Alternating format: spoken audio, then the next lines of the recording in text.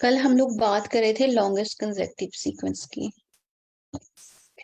अच्छा, अभी मुझे आप में से कोई आंसर करे कि जब हम लोगों ने किसी एक एरे में से सर्च करना होता है तो हम क्या अप्रोच यूज करते हैं।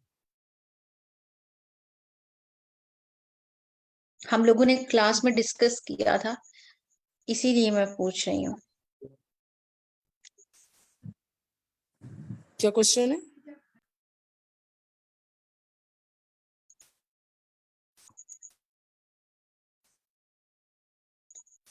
क्वेश्चन ये है कि जब हम लोगों ने एरे में से कुछ सर्च करना होता है तो फिर हम लोग क्या कैसे सर्च करते हैं, इसके क्या टेक्निक ट्रावर्स यूज करते हैं करते हैं। और लूप को यूज करते हैं आइटरेट करवा के। एग्जैक्टली ऐसा ही है। नॉर्मली जब हमारे पास कोई एक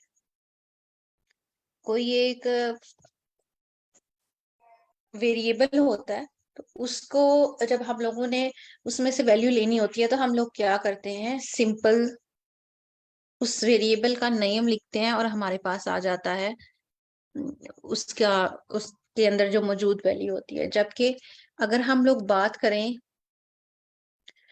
एरेज की तो क्योंकि ये हमारे पास कंसेक्टिव मेमोरी लोकेशन पे होता है, वैसे तो हम लोग इस तरह सर्च कर सकते हैं कि एरे के जीरो इंडेक्स पे जो पड़ा है वो हमें दे दे, एरे के फर्स्ट इंडेक्स पे जो पड़ा है वो दे दे।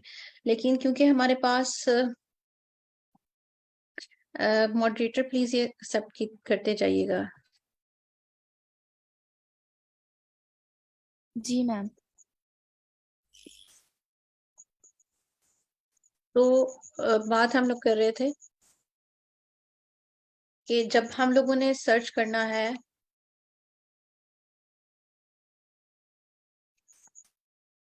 मैं स्क्रीन शेयर कर रही हूँ, एक मिनट।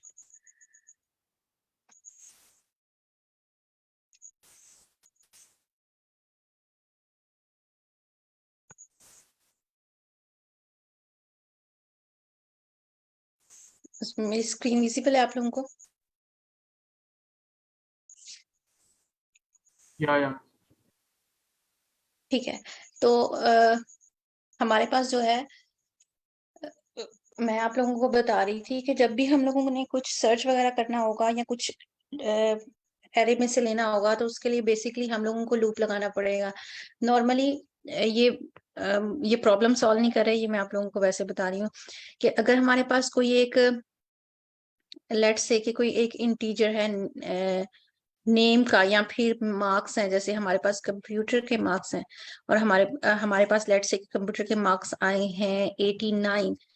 तो हम लोगों ने जब भी इसको कहीं पे भी यूज करना होगा तो हम लोग क्या करेंगे, कंप्यूटर लिख के इस वेरिएबल का नेम लिख के इसे फैच कर लेंगे। जबकि हम लोग जब एरे की बात करेंगे या किसी डेटा स्ट्रक्चर की बात, बल्कि अभी एरे को स्पेसिफिक करते हैं, एरे की बात करेंगे तो ये देखें, अगर ये वाली जो एरे है इनपुट एरे, इसमें 104 200 1 3 एंड 2, इसको अगर हम लोग कंसिडर करें तो ये जो पहला एलिमेंट है ये जीरो इंडेक्स पे होता है, फिर ये 1 2 और ये इस तरह मूव करता है। तो एक तो तरीका ये है कि जैसे हम कंप्यूटर का नेम लिख के हम लोग फैच कर रहे थे, इस तरह फैच कर लें। यानी हम 100 वाला एलिमेंट, जब हम लोगों ने 100 वाला एलिमेंट गेट करना है तो अरे का नाम्स और उसमें जीरो पास कर दें तो हमारे पास ये आ जाएगा। और दूसरा मेथड ये है, क्योंकि ये कंजेक्टिव मेमोरी लोकेशन होती है तो हम लोग क्या करते हैं कि हम लोग जीरो नेक्स्ट एलिमेंट 1 एंड 2, तो हम लोग जो है वो लूप लगा लेते हैं किसी इस ऐसे सिनेरियो में जब हम लोगों को अरे अरे के सभी एलिमेंट्स के साथ डील करना होता है। जब हम लोगों को अरे के सभी एलिमेंट्स के साथ डील करना होता है या उस, तो फिर हम लोग, ये बात आप लोगों ने हमेशा याद रखनी है कि तब हमें लूप लगाने की जरूरत है। ठीक है। और एक और बात मैंने आप लोगों को इस क्लास में बताई थी, मैं दोबारा से रिवाइज कर दूं कि जो हमारे पास एरे होती है वो बाय रेफरेंस पास होती है, जबकि कोई भी वेरिएबल होता है वो बाय वैल्यू पास होता है किसी भी फंक्शन में। यानी अगर आप यहाँ पे देखें, ये नम्स लिस्ट और ये जो इंट लिखा हुआ है, ये जो नम्स की अरे आ रही है, ये अगर मैं इस अरे में कोई चेंज करूं, ये जिनका हैंड रेज है, मैं आपका क्वेश्चन लेती हूँ, मुझे ये एक्सप्लेन कर लेने दे। तो जब हम लोग ये फंक्शन कॉल किया जाएगा, लॉन्गेस्ट कंसेक्यूटिव फंक्शन कॉल किया जाएगा, और अगर मैंने इस नम्स की अरे में कोई चेंज किया, तो जब भी ये फंक्शन कॉल किया जाएगा तो ये ऑटोमेटिकली पूरी अरे में चेंज हो जाएगा। आइदर मैं रिटर्न करूं या फिर ना करूं, इस बात से कोई फर्क नहीं पड़ता। जबकि अगर इसी फंक्शन में अगर एक हमारे पास एक वेरिएबल आए, लेट्स से कि वो कंप्यूटर ही आता है, तो फिर क्या होगा कि अगर मैं कंप्यूटर के मार्क्स इस फंक्शन के अंदर 89 की बजाय लेट कोई भी वैल्यू थी, मैं उसके मार्क्स लेट से के 45 कर देती हूँ, और इस फंक्शन की कॉलिंग के बाद वो जो है, क्या वो वेरिएबल की एक्चुअल वैल्यू में चेंज हुआ होगा? तो ऐसा नहीं है, क्योंकि वो बाय वैल्यू पास हुआ था। ठीक है। तो अक्सर स्टूडेंट इस बात में भी कंफ्यूज हो जाते हैं, इसलिए आप लोगों को ये बात क्लियर होनी चाहिए कि जो अरे, अगर फंक्शन कॉल होगा और अरे पास की है उस फंक्शन में, तो जो अरे में चेंज होगा वो परमानेंट चेंज होगा। ठीक है। तो रिटर्न करें या ना करें, जब भी फंक्शन कॉल होगा तो वो चेंज होगा। जबकि उसमें अगर कोई वेरिएबल पास किया है, तो वो वेरिएबल जो ही फंक्शन खत्म होगा, तो वो वेरिएबल में वो एक्चुअल वैल्यू ही होंगी जो पहले वैल्यूज थी। ठीक है। तो अ, अब आप जो है कोई जिनका हैंड रेस था वो क्वेश्चन कर सकते हैं, और किसी और को ये बात क्लियर नहीं है तो वो भी पूछ सकता है।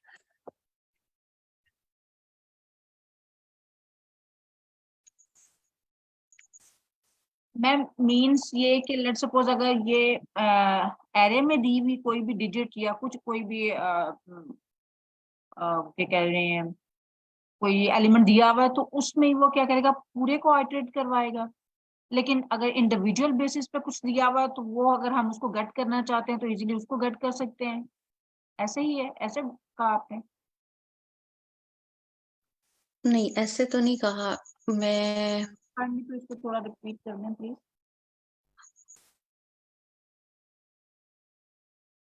अच्छा, अभी आपको मेरी स्क्रीन वैसे नजर आ रही है ना? Yes ma'am. ठीक है। अगर मैंने कंप्यूटर के एक मार्क्स, ये एक वेरिएबल डिक्लेयर किया, ठीक है, इसके मैंने मार्क्स रखे 100, या कोई भी वैल्यू रखी, लेट्स से 56 ही रखे, कोई भी वैल्यू एनी वैल्यू। और अब मैंने एक मार्क्स की अरे बनाई जिसके अंदर मैंने वैल्यू रखी, और वो जो मार्क्स की एरे है उसमें मेरे पास डिफरेंट सब्जेक्ट के मार्क्स हैं। लेट्स लेट्स सपोज के 78, 85, 41, 32, ये कुछ मार्क्स हैं। ठीक है। और अब हम लोग जो है ना, एक फंक्शन, ये मैंने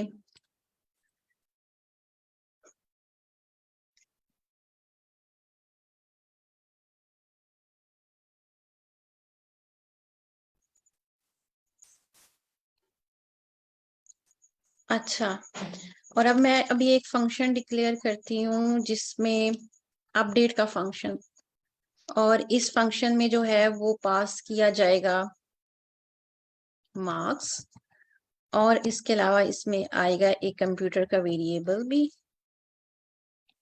ठीक है। और लेट्स से कि मैं मार्क्स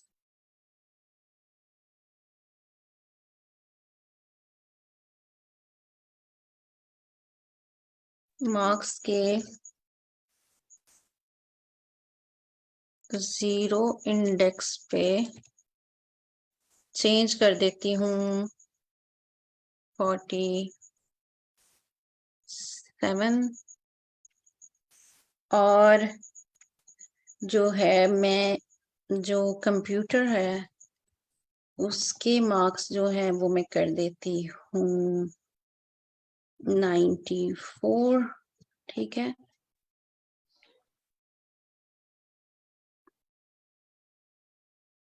अच्छा, जब मैं ये अपडेट का फंक्शन कॉल करूंगी, अपडेट के फंक्शन में मैंने पास किया मार्क्स को, और इसके अलावा मैंने इसको पास किया कंप्यूटर,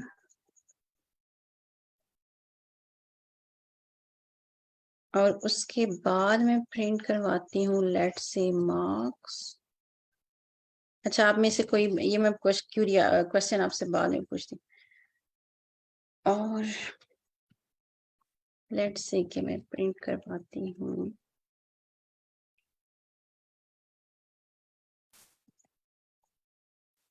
कंप्यूटर के मार्क्स भी अभी। अच्छा, आप मुझे बताएंगे कि ये क्यों नहीं हुआ मार्क्स प्रिंट, एरर क्या आया है? क्योंकि मैम ये एक अरे थी, इस वजह से। हुँ? अच्छा, ये एरर है कि जो हमारे पास है ना मार्क्स,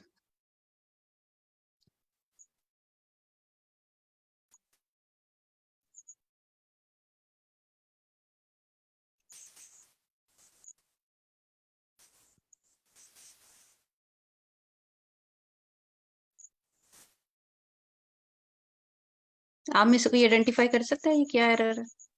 मैम सारे सेल्स को दोबारा रन करें।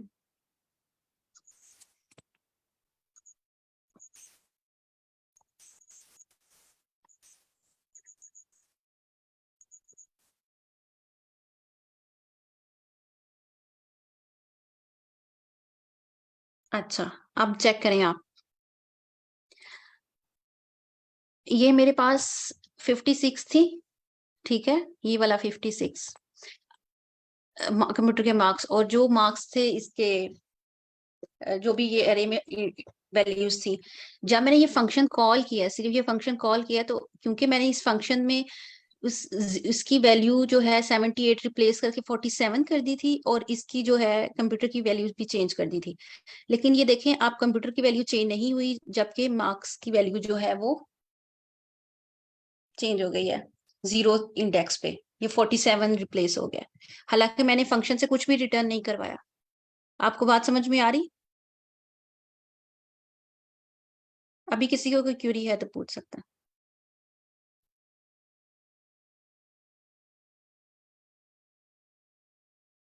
सबको क्लियर है?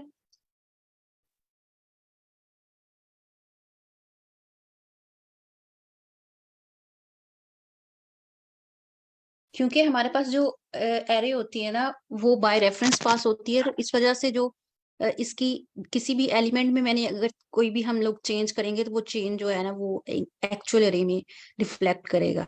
जबकि यहाँ पे हमने, क्योंकि जो वेरिएबल्स होते हैं नॉर्मल वेरिएबल्स, वो हमारे पास बाय वैल्यू पास होते हैं, तो इसलिए कंप्यूटर की जो भी वैल्यू थी और उसके बाद जो भी हम लोगों ने उसको अपडेट किया, वो अपडेशन जो है वो परमानेंट नहीं थी। जो ही वो फंक्शन खत्म हुआ तो कंप्यूटर में और वही वैल्यू थी जो पहले से एग्जिस्ट करती थी। एनीवेज, आई होप कि आपको ये कॉन्सेप्ट क्लियर होगा, फिर आगे यूज होगा, इसलिए मैंने सोचा कि मैं आप लोगों को बता दूं। मैम ये जो कंप्यूटर की वैल्यू है ये कांस्टेंट नहीं है यहाँ पे? नहीं, अगर कांस्टेंट की कांस्टेंट बात है, नहीं, ये अगर कांस्टेंट है तो कॉन्स्ट फिर चेंज नहीं हो सकता। अगर वेरिएबल लिया है तो फिर आगे हम जाके उसकी वैल्यू चेंज कर रहे हैं तो फिर रिफ्लेक्ट होनी चाहिए या एरर आना चाहिए। अच्छा, मैं आपको बता रही हूँ। पहली बात है, ये कांस्टेंट नहीं है, कांस्टेंट का एक अपना सिंटैक्स होता है, वो आप उसका सिंटैक्स चेक कर सकते हैं। तो ये जो है ना, ये वेरिएबल ही था। ये वेरिएबल जब हम लोग किसी फंक्शन में पास करते हैं, यही मैं आपको यहाँ पे ये वाला कॉन्सेप्ट क्लियर करवाने की कोशिश कर रही हूँ कि जो हमारे पास वेरिएबल होता है ना, वो बाय वैल्यू पास होता है। यहाँ पे इस अपडेट वाले फंक्शन में दो चीजें पास कर रहे हैं हम लोग, एक मार्क्स जो कि हमारे पास एरे है, और एक कंप्यूटर जो कि हमारे पास एक इंटीजर वैल्यू है, एक इंटीजर वेरिएबल है। तो जब भी हम लोग एरे पास करेंगे, वो बाय रेफरेंस पास होती है। यानी बाय रेफरेंस का मतलब ये है कि जिस फंक्शन को हमने पास किया और उसने कोई उसमें चेंज किया, तो वो चेंज जो है एक्चुअल एरे में रिफ्लेक्ट करेगा। जबकि जब हम लोगों ने कोई वेरिएबल पास करेंगे और वो वेरिएबल हम लोगों ने रिटर्न लेट से नहीं करवाया, अगर मैं कंप्यूटर की वैल्यू रिटर्न करवाती और दोबारा से उसे कंप्यूटर में ही स्टोर करवाती, तो फिर जो है वो वैल्यू में चेंज आता। ये फंक्शन जैसे ही ये इनर लूप में तो वो value change, sorry inner function में तो ये वैल्यू चेंज होगी, लेकिन जो ही वो फंक्शन कॉलिंग खत्म हुई तो वो वैल्यू जो है वो खत्म हो जाती है। तो हाँ, ये पॉइंट मैं आप लोगों को क्लियर कराना चाह रही थी। अच्छा, तो अगर कंप्यूटर की वैल्यू चेंज करानी हो तो फिर उसके लिए आपको अलग से लॉजिक लिखनी पड़ेगी। लॉजिक सिंपल सी है कि अगर आपने यही वाला कंप्यूटर की वैल्यू 94 ही करनी है, तो आप फिर ऐसा कर दें कि आप रिटर्न कर दें, रिटर्न कर दें, ठीक है। तो वो रिटर्न जब करेंगे तो फिर आपको ये रिटर्न यहाँ पे भी स्टोर कराना पड़ेगा किसी वेरिएबल में, वो आप दोबारा से कंप्यूटर के वेरिएबल में ही स्टोर करवा लें। और दूसरी और एक और चेंज आपको करना पड़ेगा कि यहाँ पे आपको फंक्शन, यहाँ पे मैंने कुछ भी रिटर्न नहीं लिखा हुआ, तो अगर यहाँ रिटर्न कर रहे हैं तो फिर ऊपर भी बताना पड़ेगा कि कैसे क्या चीज रिटर्न होगी। जैसे ये चीज आपको यहाँ से भी समझ में आ सकती है। हमारे पास ये जैसे ये जो आगे एरो लिख के इंट लिखा होता है ना, इसका मतलब है कि ये जो फंक्शन है ये रिटर्न करेगा कोई एक वैल्यू, कोई एक इंटीजर, ठीक है। मैंने जितना फंक्शन लिखा था, अभी जितना मैंने फंक्शन लिखा है वो यहां से लेके यहां तक फंक्शन था, क्योंकि वो कुछ भी रिटर्न नहीं कर रहा था। अगर रिटर्न करना हो तो फिर हमारे पास पाइथन का सिंटेक्स है ये। अगर हम लोगों ने एरे रिटर्न करनी है तो फिर हम लोगों को यहाँ इंट नहीं लिखना पड़ेगा बल्कि एरे लिखनी पड़ेगी, ठीक है। वो उसका सिंटैक्स अलग होगा। लेकिन अभी क्योंकि हम सिर्फ एक इंटीजर रिटर्न कर रहे हैं, क्यों सिर्फ ये कर रहे हैं, क्योंकि क्वेश्चन में रिक्वायरमेंट है कि return the length of the longest consecutive element sequence, क्योंकि हम लोगों ने सिर्फ उसकी लेंथ रिटर्न करनी है। तो लेंथ किस में होती है, 1 2 3 4 5 जितनी भी होगी उसके अकॉर्डिंग सिर्फ एक वैल्यू रिटर्न करनी है, तो फिर ये होगा। अक्सर क्वेश्चन में यहाँ पे बूल लिखा होता है, यानी बुलियन वैल्यू, या ट्रू होगा या फॉल्स होगा। तो फिर उस सिनेरियो में हम लोगों को जो अपनी आउट जो फंक्शन कुछ रिटर्न करेगा वो या तो ट्रू होगा या फॉल्स होगा, ठीक है। तो हम लोग अपने क्वेश्चन पे दोबारा वापस आते हैं। ये बात आप लोगों ने याद रखनी है, ये छोटी छोटी चीजें हैं जो कि इम्पोर्टेंट है, जो कि आपको बुक्स पढ़ के मिलनी थी। तो हम लोग कोशिश करेंगे कि आपको साथ साथ वो ट्रिकी कॉन्सेप्ट भी बताते जाएं जो कि किसी डेटा स्ट्रक्चर में एग्जिस्ट करते हैं। अच्छा, अब हम लोग बात करते हैं, कल हम लोगों ने ये चीज देख ली थी कि अगर कंसेक्टिव सीक्वेंस है तो उसके लिए अब क्योंकि हमारे पास O big O of n time complexity दी हुई है, तो अब हम लोगों को कोई ऐसी टेक्निक सॉर्टेड के अलावा कोई टेक्निक यूज करनी पड़ेगी। आप में से कोई माइक अनम्यूट करके मुझे बता सकता है कि कल हम लोगों ने जो देखा था सॉर्ट पाइथन का सॉर्टिंग एल्गोरिदम, वो कितनी, उसकी टाइम कम्प्लेक्सिटी कितनी है? n log of n। As big of n log of n, ठीक है। बिग ऑफ एन, अब हम लोग चलते हैं जी, उसको लीव करते हैं और नया नया एक मैम कुछ इसको ब्रेक सॉर्टिंग डाउन कर, एल्गोरिदम की बिग ऑफ एन भी तो होती है। जैसे किसकी है, जो जो हम लोग वो जो जिन सॉर्टिंग एल्गोरिदम की आप बात करी ना, वो हम लोगों को खुद से लिखना पड़ेंगे। हम उस सॉर्टिंग एल्गोरिदम की सॉर्ट फंक्शन की बात कर रहे हैं जिसकी कम्प्लेक्सिटी हम बोल रहे हैं, वो पाइथन का बिल्ट इन फंक्शन है। ओके मैम, थैंक तो आप बिल्कुल ठीक कह रही हैं, बहुत सारी सॉर्टिंग एल्गोरिदम की बिग ऑफ है कम्प्लेक्सिटी, लेकिन हम क्योंकि बाय डिफॉल्ट जो फंक्शंस पाइथन हम प्रोवाइड करते हैं, हम उसकी बात कर रहे हैं, उसकी टाइम कम्प्लेक्सिटी जो है वो big O of n log n है, ठीक है। यू। मैम अब बिग ऑफ एन और big of n log of n का थोड़ा डिफरेंस भी बता दें। अच्छा, मैं बता देती हूँ। एक ग्राफ दिखा था हम लोगों ने शुरू में, अब किसी के पास नहीं होगा तो हम लोग ऐसा करते हैं कि गूगल से ही देख लेते हैं, ठीक है, ताकि आपको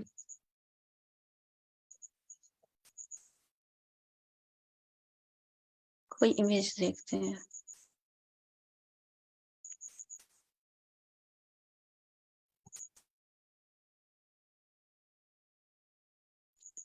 ये देखिए, ये टाइम कम्प्लेक्सिटी में जब हमारे पास इनपुट, जब हम लोग किसी लूप के बगैर काम कर रहे होते हैं ना, हम लोग उसे लॉजिकली इफ एल्स की कंडीशन से करके तो उसको प्रॉब्लम को सॉल्व करने की कोशिश कर रहे होते हैं, तो वो O of big O of 1 होती है। Constant time. ठीक, हाँ जी, कांस्टेंट टाइम। इसके अलावा जो है big O of log n जो है, ये इसका अभी हम लोगों ने क्लास में डिस्कस नहीं किया, लेकिन जो लूप की हम लोग बात कर रहे हैं ना, लूप डायरेक्टली प्रोपोर्शनल होते हैं बिग ओ ऑफ एन के। ठीक है। और जो हमारे पास सॉर्टिंग, पाइथन का सॉर्टिंग एल्गोरिथम है ना, वो हमें ये कम्प्लेक्सिटी प्रोवाइड कर रहा है। जब हम एक लूप के अंदर एक और लूप लगा लेते हैं ना, यानी आउटर लूप कि जितनी दफा आउटर लूप चलेगा, इनर लूप अपनी उतनी टाइम्स चलेगा। ठीक है। अपनी लेट से के आउटर लूप 5 टाइम्स है और 10 टाइम्स है, तो इसका मतलब है 5 इंटू 10, तो ये टोटल 50 टाइम्स चलेगा। तो फिर ये जो है ये complexity big O of n square हो जाएगी, और फिर इसी तरह ये रेज करती जाएगी। मैम जब लूप आता है तो बिग ऑफ एन हो जाती है, और अगर लूप वगैरह नहीं आ रहा तो वो कांस्टेंट टाइम रहती है। तो मुझे ये लॉग ऑफ एन की नहीं समझ आती कि लॉग ऑफ एन किस सिनेरियो, इफ एल्स के सिनेरियोज में हो सकता है, या लॉग ऑफ एन क्या नहीं, रिप्रेजेंट कर रहे होते हैं? चले ये जब हम लोग उस पे आते हैं ना, जब ऐसी कोई प्रॉब्लम सॉल्व करेंगे, फिर मैं आपको ना इसको डिटेल में समझा दूंगी। ठीक है। अभी ओके मुझे ठीक है। इसके बारे में खुद भी इतनी क्लैरिटी नहीं है, तो इसलिए मैं आपको कोई ऐसी बात नहीं करना चाह रही। अभी हम अपने क्वेश्चन पे वापस आते हैं। हमारे पास क्वेश्चन ये था जिसके हम लोगों ने ब्रेक डाउन कर लिया था कि हम लोगों को सिंपल लॉजिक है, हम लोगों को करना क्या है, सबसे पहले हम लोगों ने सीक्वेंस आइडेंटिफाई करने हैं। ठीक है। सीक्वेंस आइडेंटिफाई करने के हमारे पास एक मेथड था, वो क्या था कि जो भी वैल्यू होगी, 100 को भी, 4 को भी, 200 को भी, हर वैल्यू को हम लोग क्या करेंगे, -1 चेक करेंगे उसका। अगर -1 उसका नहीं हुआ, 100 -1 99 नहीं हुआ, तो हम कहेंगे सीक्वेंस जो है वो 100 से स्टार्ट हो रहा है। ठीक है। इसी तरह 4 पे आएंगे, 4 -1 3 एग्जिस्ट करता है, तो सीक्वेंस 4 से स्टार्ट नहीं हो रहा। 200 -1 199 सीक्वेंस जो है वो 199 एग्जिस्ट नहीं करता, तो हम कहेंगे 200 से सीक्वेंस स्टार्ट हो रहा है। 1 -1 0 एग्जिस्ट नहीं करता, तो 1 से सीक्वेंस स्टार्ट हो रहा है। फिर आगे 3 -1 2, तो 2 एग्जिस्ट करता है, तो 3 से सीक्वेंस स्टार्ट नहीं हो रहा। 2 -1 1, तो फिर हम लोग ये इसे भी लीव करेंगे। ठीक है। और स्ट्रेट फॉरवर्ड जो है वो हमें ये भी बात क्लियर है कि जो ही हमसे सीक्वेंस आइडेंटिफाई हो गया, हम लोगों ने करना है उसके बाद जो है वो प्लस प्लस करके चेक करते रहो जहां तक वो आया। ठीक है। जहां पे प्लस करके वैल्यू एग्जिस्ट ना की, तो कह देना है कि जी ठीक है, ये आप इसको खत्म कर दें। ठीक है। समझ आ गई? सीक्वेंस हमारे पास आइडेंटिफाई हो जाएगा। तो चलें अभी हम लोग इसकी, ये ये कैसे आइडेंटिफाई करेंगे कि जी हमने माइनस करना है, 1 माइनस करते जाना है, तो फिर ये हमारे पास वैल्यू आएगी, या ये हमारा जो स्टार्टिंग समझ पॉइंट नहीं आई, आएगा। दोबारा क्वेश्चन पूछें। मैं कह रही हूँ कि किस तरह से पता चलेगा कि हम -1 करेंगे, तो हम मतलब यहाँ पे क्वेश्चन में तो ऐसा मुझे कहीं मेंशन मतलब नजर नहीं आ रहा कि जी हम -1 करेंगे तो हमें फिर वो जो हमारी वैल्यू जो वो हमें नजर आएगी, मिलेगी। अच्छा, ये होता यूं है कि ये कहीं भी लॉजिक नहीं लिखी होती कि आपने कैसे करना है। हमें बस सिंपल से उन्होंने ये क्वेश्चन बता दिया है कि एक अरे देंगे, तो उसमें से जो लॉन्गेस्ट कंसेक्टिव सीक्वेंस का होगा उसकी लेंथ बता देनी है। बस ये इतना क्वेश्चन है। अब ये लॉजिक हमने खुद बिल्ड की है। अब जरूरी नहीं है कि ये लॉजिक जो है वो कोई और भी इस प्रॉब्लम को सॉल्व करे तो यही लॉजिक लगाए। They could be multiple ways. ये हम एक तरीका डिस्कस कर रहे हैं। ठीक है। Okay ma'am. तो जो हम तरीका डिस्कस कर रहे हैं उसमें हम सिंपल ये कह रहे हैं कि अगर हम सीक्वेंस आइडेंटिफाई कर लें ना, नंबर ऑफ सीक्वेंस कितने हैं, तो फिर हम +1 करके चेक कर लेंगे। ठीक है। ओके क्लियर है मैम। आपको? Yes ma'am. अच्छा, अभी हम लोग यहाँ आ जाते हैं। चैट में भी शायद कोई क्वेश्चन है। एग्जाम्पल 1 में आउटपुट 4 कैसे आ रहा है? अच्छा, एग्जाम्पल 1 में आउटपुट 4 इस तरह आ रहा है। चले मैं यहाँ पे ना ड्रॉ कर लेती हूँ थोड़ा सा। हाँ, मुझे याद आ गया, किसी ने उधर क्वेश्चन भी किया हुआ था। अच्छा, ये मुझसे ना यहाँ इस पे ठीक से लिखा। हाँ, ये आ गया। ड्रॉ, लेट्स से कि मैं यहाँ लेती हूँ। हाँ, ये कंपैरेटिवली बेटर है। बट अच्छा, मैम वो ये देखें। अच्छा, ये मैं खुद से लिख रही हूँ। ये मैं खुद से लिख रही हूँ। तो अभी आप 4 कैसे है ये मैं आपको बताती हूँ कैसे है। अच्छा, क्योंकि मुझे अभी याद आया कि कोई इसे डिस्कस कर रहा था और मैंने उसको बोला था कि मैं आपको क्लास में बता दूंगी, ठीक है। तो 100 सीक्वेंस बना हमारे पास और एक हमारे पास बना 200। तो इसकी लेंथ कैसे आई 100? हम लेंथ को ना पहले 0 कर लेंगे, ठीक है। लेंथ 0 होगी। जब 1 पे आएगा तो फिर लेंथ प्लस प्लस कर लेंगे, +1 कर लेंगे। तो 1 2 3 4, तो ये 4 एलिमेंट है तो लेंथ 4 आएगी। कंसेक्टिव सीक्वेंस में ये 4 ही है। जो जो सबसे बड़ा होगा, देखें इसकी लेंथ क्या आएगी 1, इसकी लेंथ क्या आएगी 1, इसकी लेंथ आएगी 4। तो जो 4 होगा बड़ा होगा हम उसे रिटर्न कर देंगे।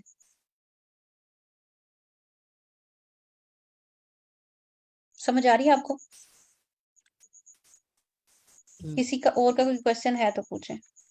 यस मैम, वो बेसिकली स्लैक पे डिस्कस हो रहा था। वो किसी ने क्वेश्चन सॉल्व करके भेजा था कि व्हाट इन केस के अगर हमारे पास 2 डुप्लीकेट्स आ जाएं तो उस सूरत में क्या होगा। अच्छा, उस सूरत में हम लोग ऐसे करते हैं कि हम पहले से ही इसको सेट में पास कर लेंगे। हमें पता है सेट में यूनिक एलिमेंट्स आते हैं, यस। ठीक है। चलें अभी हम लोग सॉल्व करते हैं इसको। सबसे पहले यही वाली इस जो एग्जांपल नंबर 1 है जिसके अंदर आपने एक एरे लिखा है 104 200 1 3 एंड 2 1 2 3 हमारे हिसाब से तो मतलब हमें पता चल रहा है कि ये कंसेक्यूटिव है। कंप्यूटर को किसे पता चलेगा कि ये कंसेक्यूटिव है? सॉरी तो हमारे को क्वेश्चन। मतलब हमें पता चल रहा है ना कि 1 2 3 4 की या कंसेक्यूटिव 4 नंबर से तो हमें आउटपुट 4 मिलता है। लेकिन कंप्यूटर को कैसे पता चलेगा कि ये 1 2 3 4 ये कंसेक्यूटिव है या 100 200 के लिए? चलें अभी बताते हैं कंप्यूटर को, मेरे साथ साथ आए बताते हैं, ठीक है। सबसे पहले ना ये आपका क्वेश्चन, क्योंकि ये हम लोगों ने बहुत दफा इसे डिस्कस किया, मैं भी आपको दोबारा से सॉल्व करने के बाद दोबारा से आपके क्वेश्चन पे आती हूँ, ठीक है। शायद क्योंकि मुझे पता है सॉल्व करते हुए ही आपकी क्यूरी वो सॉल्व हो जाएगी, ठीक है। तो मैम सबसे मैं पहले ना पूछना चाह रही मैं जी पूछना चाह रही थी कि सेट से सिर्फ हम डुप्लीकेशन खत्म करेंगे या इससे कम्प्लेक्सिटी पे भी कोई फर्क पड़ता है? अच्छा लाइक ऑप्टिमल हो जाता है या नहीं? अच्छा ठीक है। हमारे पास जो सेट है ना वो डुप्लीकेट वैल्यूज रिमूव कर देगा, लेकिन जैसे ही हम एक नया डेटा स्ट्रक्चर इंट्रोड्यूस करवाते हैं तो उससे होता ये है कि हमारे पास स्पेस कम्प्लेक्सिटी इंक्रीज हो जाती है। अगर मैं सेट को पास नहीं करती और फिर कोई लॉजिक लगाती हूँ तो फिर क्या होगा कि मेरे पास स्पेस कम्प्लेक्सिटी नहीं आएगी। लेकिन अभी मैं जो है वो क्योंकि सेट को पास करूंगी, क्योंकि मेरे पास रिपीट भी हो सकते हैं एलिमेंट, तो मैं सेट को पास करूंगी जैसे इनपुट 2 में है, तो फिर मेरे पास स्पेस कम्प्लेक्सिटी इंक्रीज हो जाएगी। Okay ma'am. अच्छा, तो अभी हम लोग सबसे पहले जो है अपनी अरे को सेट में पास कर लेते हैं ताकि यूनिक एलिमेंट्स आ जाएं। और उसके लिए हम लोग क्या करेंगे, सेट के कंस्ट्रक्टर में जैसे ही हम लोग जो है वो नम्स पास करेंगे तो ये हो जाएगा, ठीक है। उसके बाद हम लोग ना एक लॉन्गेस्ट, क्योंकि हम लोगों ने लॉन्गेस्ट रिटर्न करना है तो हम लोग कैसे करते हैं कि एक लॉन्गेस्ट का वेरिएबल जो है वो डिक्लेयर कर लेते हैं और उसमें हम लोग वैल्यू रख देते हैं 0। एक और बात मैं आपको बता दूं कि जब हम लोग सेट को हम लोगों ने एक सेट जो है वो इंट्रोड्यूस करवाया तो तब हमारे पास space complexity big O of n चली गई, लेकिन जब हमने लॉन्ग 0 कराया, अच्छा ये अलग बात है, ये बात यहाँ खत्म होगी। ये जो लॉन्गेस्ट 0 है ये इसका मतलब है बिग O ऑफ 1, इस ये कम्प्लेक्सिटी है, ठीक। जब हम एक वेरिएबल डिक्लेयर करते हैं बस। ठीक है। अच्छा, ओके अभी हम लोग एक लूप लगाते हैं और हम लोग कहते हैं for n in num set। तो करना क्या है, if n minus 1, ठीक है,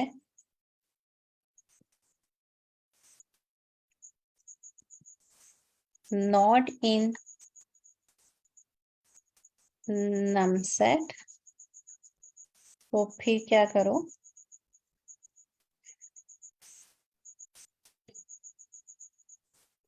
लेंथ को कर दो 1, ठीक है, और इसके बाद यूं करो कि अगर तो n-1 जो है वो, उसके बाद एक लूप लगाओ और उसमें इस तरह करो कि जो भी हमारे पास n है, n की वैल्यू जो भी आएगी, जैसे फॉर एग्जांपल 100 के केस में 100 आएगी, 100 प्लस 1, n प्लस 1 की बजाय हमें लिखना चाहिए लेंथ। अगर ये जो है वो नम सेट में एग्जिस्ट करती है तो फिर जो है वो लेंथ प्लस इक्वल 1 कर दो। ये वही है जो प्लस प्लस होता था, जो आप लोगों ने देखा होगा। और इसके अलावा जो है हमारे पास जो लॉन्गेस्ट में तुमने रखना है वो क्या है, उसमें जो भी मैक्स वैल्यू होगी लेंथ और लॉन्गेस्ट में,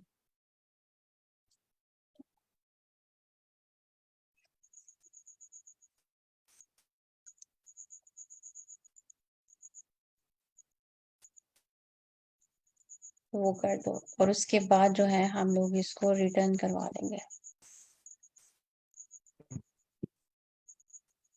रिटर्न हम लोगों ने क्योंकि एक इंटीजर करवाना था तो वो फिर हम लोगों ने लॉन्गेस्ट ले लिया। इसके बाद मैं आप लोगों की सारी क्यूरीज दूंगी, मुझे एक दफा एक्सप्लेन कर लेने दें। तो पहले रन करके चेक करते हैं चलता है, नहीं चलेगा अभी।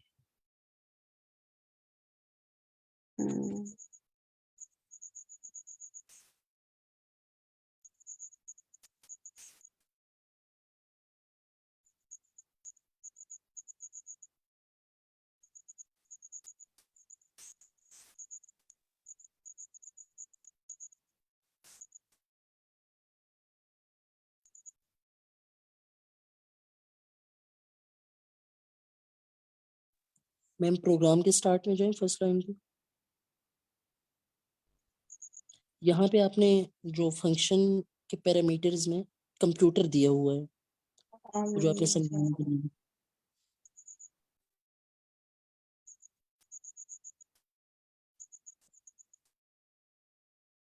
अच्छा ठीक है, ये रन हो गया और ये ठीक है। अब मैं आप लोगों को दोबारा से जो है ना वो एक्सप्लेन करती हूँ इसको, ताकि आपको थोड़ी क्लैरिटी आ जाए।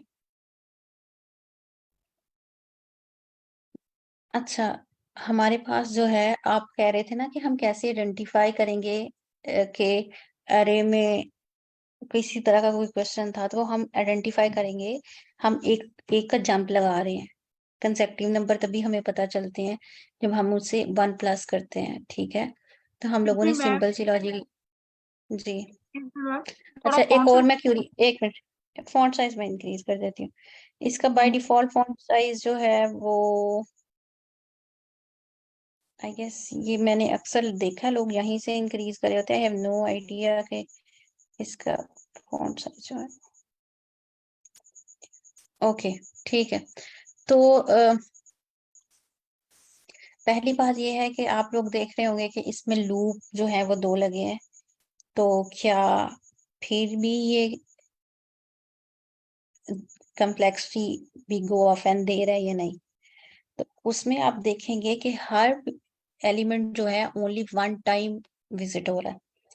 एक्चुअली हर एलिमेंट वन टाइम विजिट होगा, इस पे टाइम कम्प्लेक्सिटी जो है वो मैटर करती है। For n in num set, पहली बात है कि हम लोगों ने कहा कि नम सेट में जो भी नंबर है, नम सेट में जो भी यूनिक एलिमेंट्स हैं, हर नंबर के लिए ये चलेगा। लेकिन जो ही यहाँ पे आएगा, अगर उसका n-1 जो है वो नहीं करता, n-1 not in num set, ठीक है, n-1 क्या होगा 100 के केस में? 99 100 के केस में 99, वो इसमें नहीं एग्जिस्ट करता।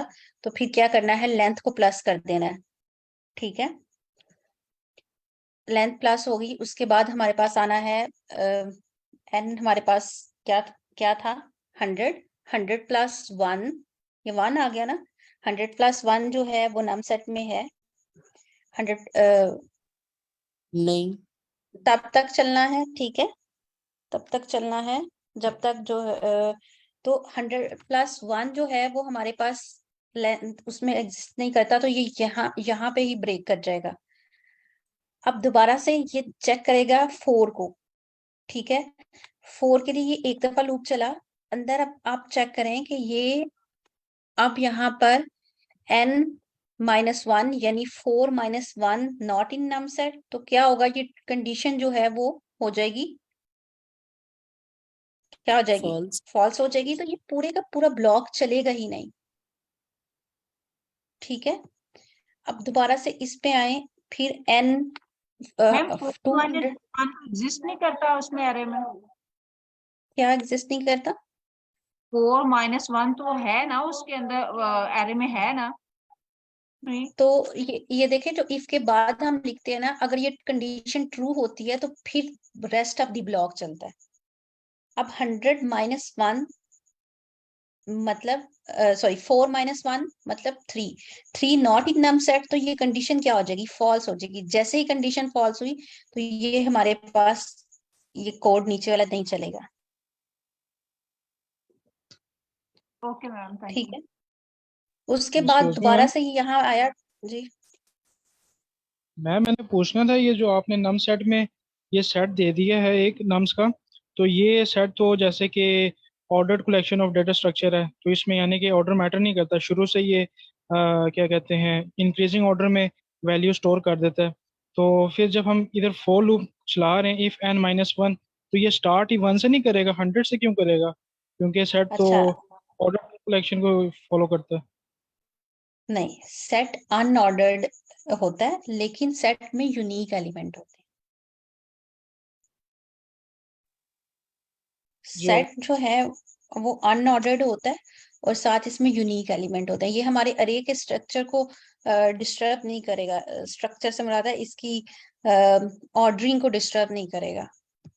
जो पहले आ गया, फॉर एग्जाम्पल यहाँ 0 था ना, ये सेकंड वाली की आप एग्जाम्पल लें, तो यहाँ पे पहले वो देखेगा 0, फिर 3, 7, 2, 5, 8, तो उसके बाद ये 4, 6, इसको ये रिमूव कर देगा। ये 0 फर्स्ट एलिमेंट वाला ही एग्जिस्ट करेगा और 1 आ जाएगा। समझ आ रही है आपको? Okay ma'am, right, thank you. अच्छा, उसके बाद हम लोग बात कर रहे हैं 200 के केस में भी ये इतना ब्लॉक चलेगा, और फिर उसके बाद 1 का आया, तो 1 जो है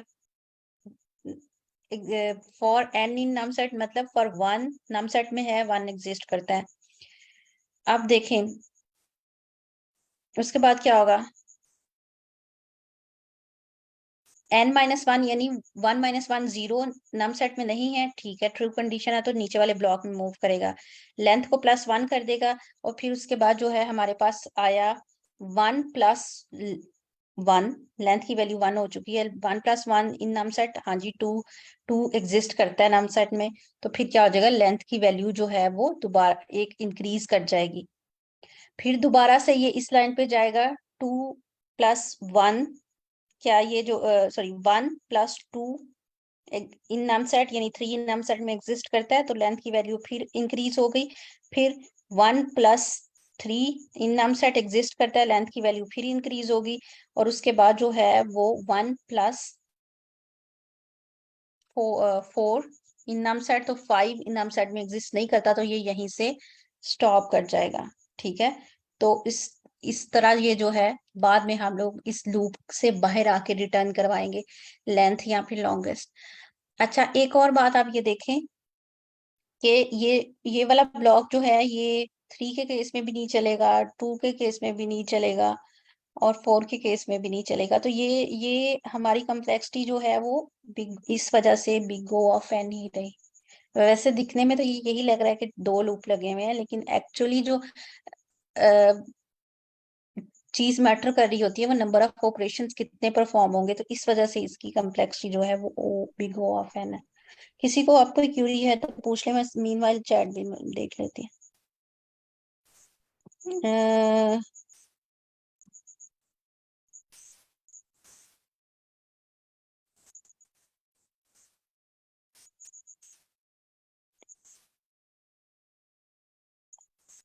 आप लोगों की कोई क्यूरी है तो हम माइक अनम्यूट करके पूछ सकते हैं, वरना फिर हम लोग आगे मूव करते हैं। कुछ लोगों की डायरेक्ट मैसेज भी है, is there type annotation function declaration. Ma'am time complexity बिल्कुल समझ नहीं आ रही। अच्छा अच्छा, मैं आपको बता देती हूँ। टाइम कॉम्प्लेक्सिटी और स्पेस कॉम्प्लेक्सिटी में आप लोग बिल्कुल कंफ्यूज ना हो। अच्छा, ये मेरे लिए भी ये इतना ही हॉट टॉपिक होता था कभी, और मुझे ये चीज बहुत बॉदर करती थी कि ये समझ में ही नहीं आ रहा। तो आप लोग ये बात समझ लें कि कल हम कुछ 1-2 लेक्चर पहले हमने डिस्कस किया था कि कंप्यूटर एक इलेक्ट्रॉनिक डिवाइस है, उसे जितने नंबर ऑफ ऑपरेशंस परफॉर्म करने पड़ते हैं किसी कोड को चलाने के लिए, कितनी नंबर ऑफ टाइम वो प्रोसेस करता है। आप लोगों को ये तो पता है ना कि मतलब ये तो बेसिक है ना कि कंप्यूटर जो है वो उसके 2 पार्ट्स होते हैं, एक ALU होता है, दूसरा दूसरा कौन सा होता है?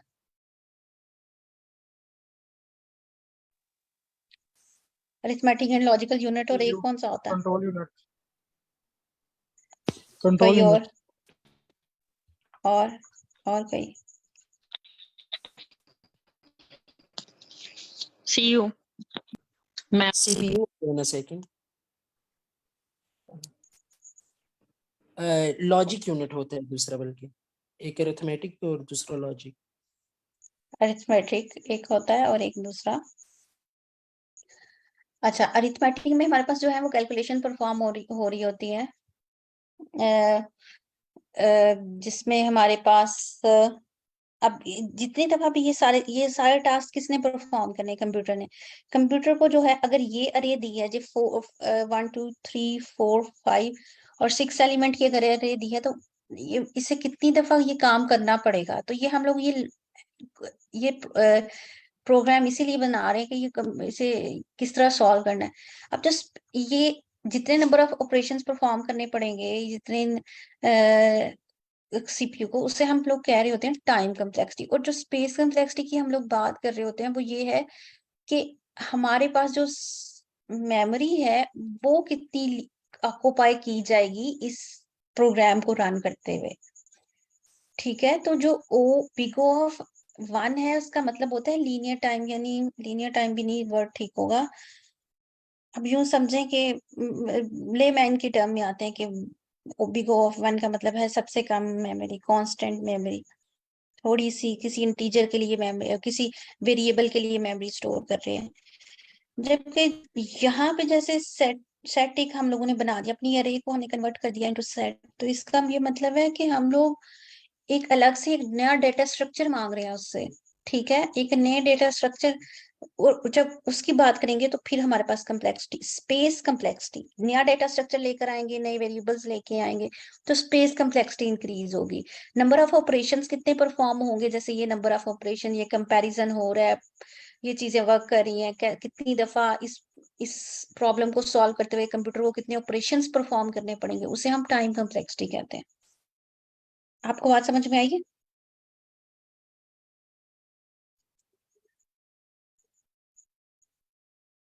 तो क्योंकि ये हम जब हम लोग कह रहे थे बिग O ऑफ n, इसका ये मतलब होता है n की अरे में जितनी अरे की लेंथ होगी मैक्सिमम उतने ही टाइम चलेगा। अच्छा एक और बात बता दूं, बिग O ऑफ n का मतलब होता है वर्स्ट केस में, ठीक है। कभी ऐसा होता है कि लूप चाहे हम लोगों ने n दफा टाइम लिखा होता है, तो वो शायद पहली दफा ही, जैसे हम लोग कोई सर्चिंग का एल्गोरिदम लगाएं और जहां पे हमारा पहली दफा वो पॉइंटर जाए और वहीं पे हमें एलिमेंट मिल जाए, तो फिर बेस्ट केस में उसकी कंप्लेक्सिटी बिग O ऑफ 1 हो जाएगी, वर्स्ट केस में वो फिर डिफरेंट हो जाएगी। बस बेस्ट केस, एवरेज केस और वर्स्ट केस जो है, ये 3 तरह के केसेस होते हैं कि अगर हमारा कोड बहुत अच्छा, आपको हमें बहुत अच्छी इनपुट है, शुरू में ही कुछ डेटा मिल गया है, तो फिर बेस्ट केस सिनेरियो में क्या होगा। वर्स्ट एवरेज केस में है कि शुरू में कहीं नहीं मिला, कहीं दरमियान में, यानी जितने टोटल नंबर अरे की लेंथ है उसके बिल्कुल कहीं दरमियान में जाके हम लोगों को वो टारगेट अचीव कर लिया जो हम लोग करना चाह रहे हैं। और वर्स्ट केस का मतलब है कि हमें कहीं पे भी नहीं हुआ, बल्कि बिल्कुल हर ऑपरेशन परफॉर्म करना पड़ा और बिल्कुल लास्ट पे जाके हम लोगों को वो एलिमेंट मिला। तो वर्स्ट केस का ये होता है। तो हम लोग हमेशा जब अपनी कम्प्लेक्सिटी बता रहे होते हैं ना, तो हम लोग बता रहे होते हैं वर्स्ट केस सिनेरियो की। ये जैसे इसमें भी हम लोग बिग O ऑफ n इसीलिए बोल रहे हैं कि हम लोग उस कम्प्लेक्सिटी की बात करें जो कि बिल्कुल लास्ट मोमेंट में हमें, जो यानी पूरी जो है कैलकुलेशंस, पूरे ऑपरेशन परफॉर्म करने के बाद एट द एंड हमें मिलेगी। जब हम लोग जैसे सर्चिंग में करेंगे, तो सर्चिंग में अगर हमें एक तो ये है कि अगर मुझे लेट से किसी ने कहा है कि 100 फाइंड करो, तो बेस्ट केस सिनेरियो में मुझे 100 यहाँ ही मिल जाएगा, ठीक है। तो इसकी इसकी कम्प्लेक्सिटी बेस्ट केस सिनेरियो में जो है वो हो जाएगी बिग O ऑफ 1। अगर हो सकता है ये जहाँ 200 लिखा है, अगर वहां यहाँ 100 हो और हम एलिमेंट बाय एलिमेंट सर्च कर रहे हैं, तो फिर एवरेज केस सिनेरियो में इसकी कम्प्लेक्सिटी क्या हो जाएगी। एवरेज केस सिनेरियो में इसकी कम्प्लेक्सिटी का मुझे भी नहीं आइडिया, मैं आप लोगों को पढ़ के बताऊंगी, मैं आपको रॉन्ग इन्फॉर्मेशन नहीं देना चाह रही। उसके बाद लेकिन अगर हमें ये बिल्कुल लास्ट में मिलता है, तो फिर वर्स्ट केस सिनेरियो हो जाएगा। और 100 अगर 2 की प्लेस पे 100 लिखा होता है, तो फिर हम लोगों को हर एलिमेंट देख कर आना पड़ेगा और फिर आके हमें एट दी एंड मिलेगी। तो ये हम फर्स्ट केस सिनेरियो की बात करें, उसमें हम अगर लास्ट एग्जिस्ट करता है तो फिर पूरा लूप चलेगा और पूरी जो है नंबर हर ऑपरेशन परफॉर्म करना पड़ेगा, तो उसमें हमारी जो कम्प्लेक्सिटी है वो हो जाएगी बिग O ऑफ n। अभी मैं देखती हूँ कि किस किस के मैसेजेस मजीद आए हुए हैं। अच्छा किसी और का कोई क्वेश्चन है तो आप पूछें, फिर हम लोग आगे शुरू करते हैं।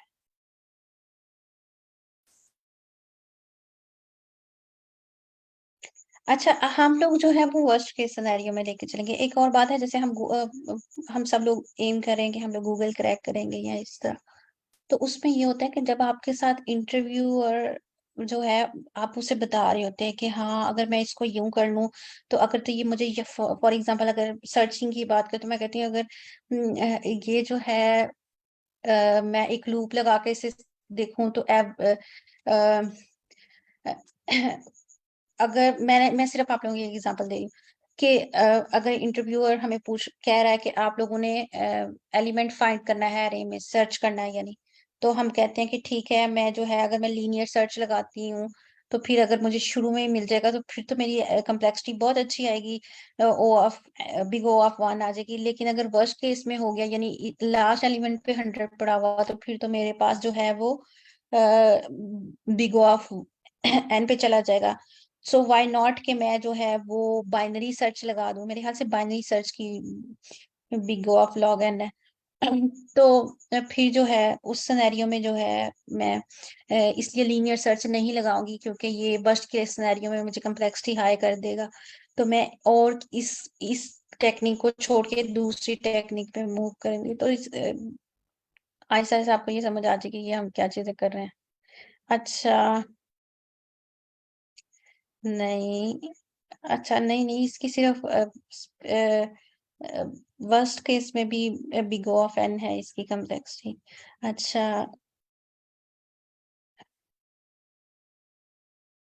पर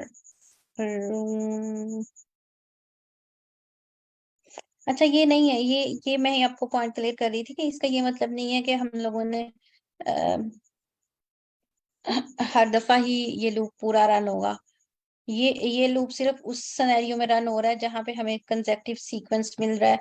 बाकी वो जैसे ही वो एलिमेंट जैसे 1 2 3 4 इस लूप के दरमियान हम लोगों ने सॉल्व किए है ना, तो वो 2 3 4 पूरे कहीं ब्लॉक ये इतना पीस ऑफ कोड उसने रन ही नहीं किया, वो यहीं से ही जो है वो रिटर्न हो गया। तो ये फिर हमारे पास जो है वो बिग O ऑफ n ही रहेगा।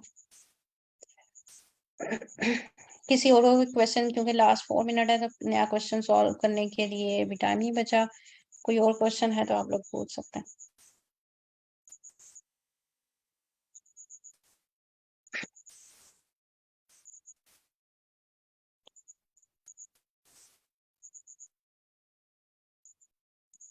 ठीक है, फिर अगर किसी का कोई क्वेश्चन नहीं है तो फिर हम लोग, आप लोग माइक अनम्यूट करके भी, कंसेक्टिव है बट बिलियंस की लिस्ट में 1000 कंसेक्टिव हो सकते हैं, तो वर्स्ट केस में अच्छा नहीं, जितने भी होंगे ये अभी तो हम लोगों ने सबमिट नहीं कराया, मेरे ख्याल से मैंने पहले करवा दिया हुआ है। जितने भी वो बन रहे होंगे, अगर बिलियंस भी हो तो बिलियंस के केस में भी ये लूप सिर्फ ये बाहर वाला लूप जो है वो बिलियंस टाइम ही चलेगा, ये अंदर वाला लूप चलेगा ही नहीं। फॉर एग्जांपल वो बिलियंस में 5 कंसेक्टिव सीक्वेंस है लेट्स से, तो ये जो अंदर वाला है वो 5 टाइम्स ये चलेगा, और जो बाकी एलिमेंट्स है ना, जो 5 सीक्वेंस के अंदर वाले भी एलिमेंट है वो भी इस ब्लॉक ऑफ कोड में जो है वो नहीं आएंगे।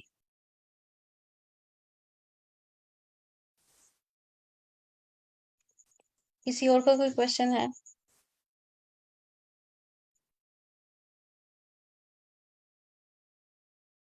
चलें ठीक है, तो फिर हम लोग इंशाल्लाह मिलते हैं मंडे को, और कुछ और प्रॉब्लम सॉल्व करते हैं। मीनवाइल आप लोग जो है वो अपना वीकेंड एंजॉय करें। इंशाल्लाह फिर मुलाकात होगी। अल्लाह हाफिज।